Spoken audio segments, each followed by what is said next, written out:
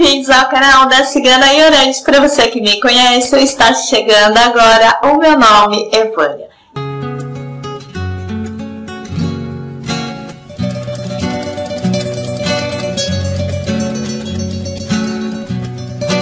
E não se esqueça de se inscrever no meu canal e deixar o seu like aqui embaixo.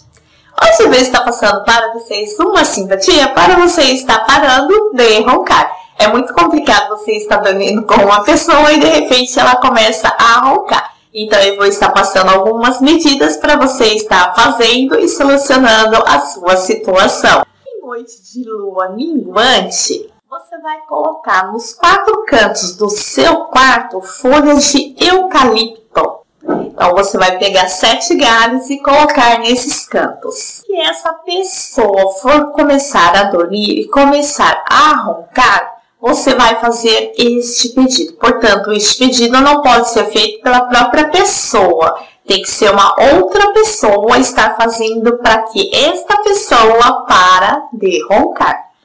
O que você vai estar falando? Eucalipto sagrado. Escute o meu pedido e atenda esta pessoa. E tire desta o ronco que tanto lhe incomoda e atrapalha o sono. Após fazer este pedido, você coloca uma vassoura debaixo da cama desta pessoa e não conte nada para ela.